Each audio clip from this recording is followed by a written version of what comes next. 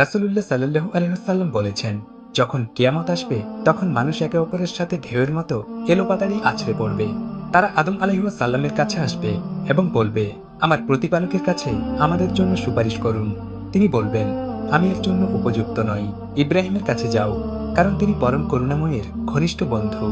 সুতরাং তারা ইব্রাহিমের কাছে যাবে, কিন্তু সে বলবে, আমি এর জন্য উপযুক্ত নই। মুসার কাছে যাও, কারণ তিনি সে ব্যক্তি যার সাথে আল্লাহ সরাসরি কথা বলেছেন। সুতরাং তারা মুসা আলাইহিস সালামের কাছে যাবে, কিন্তু সে বলবে, আমি এর জন্য উপযুক্ত নই। ঈসার কাছে যাও, কারণ তিনি আল্লাহ এবং তার প্রিয় কালাম দ্বারা সৃষ্ট আত্মা। সুতরাং তারা ঈসার কাছে যাবে, কিন্তু সে বলবে, আমি এর জন্য উপযুক্ত নই। মোহাম্মদ সাল্লাল্লাহু আলাইহি ওয়াসাল্লামের কাছে যাও। সুতরাং তারা আমার কাছে আসবে এবং আমি বলবো, আমি এর জন্য উপযুক্ত। তারপর আমি আমার প্রতিপালকের কাছে অনুমতি চাইব এবং তিনি আমাকে অনুমতি দেবেন এবং তিনি আমাকে প্রশংসার বাণী শোনাবেন।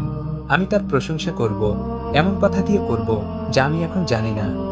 তাই আমি প্রশংসার সেই কথাগুলো দিয়ে তার প্রশংসা করব এবং তার সামনে সিজদা করব। তিনি বলবেন, হে মুহাম্মদ, মাথা উঁচু করো, কথা বলো, তোমার কথা শোনা হবে। চাও, তোমাকে দেওয়া হবে। সুপারিশ করো, তোমার সুপারিশ কবুল করা হবে। আমি বলবো, হে প্রভু, আমার উম্মত, আমার উম্মত। অতঃপর আল্লাহ বলবেন, যাও এবং যাদের অন্তরে এক গমের পরিমাণও ঈমান আছে তাদের জাহান্নাম থেকে বের করে আনো। তাই আমি যাব এবং তা করব।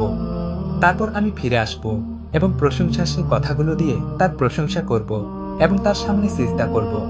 তিনি বলবেন, হে মুহাম্মদ, মাথা উঁচু করো, কথা বলো, তোমার কথা শোনা হবে।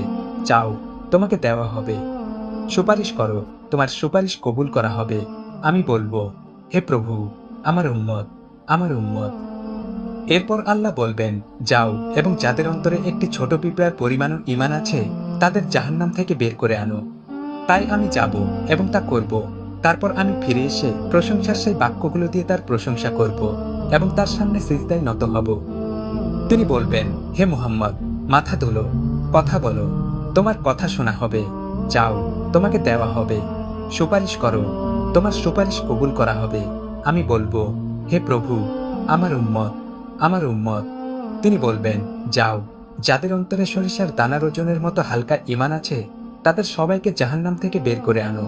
তাই আমি গিয়ে তাদের বের করে আনবো। তাই আসুন এখনই একবার সবাই বলি, লা ইলাহা ইল্লাল্লাহু মুহাম্মাদুর রাসূলুল্লাহ সাল্লাল্লাহু আলাইহি ওয়াসাল্লাম।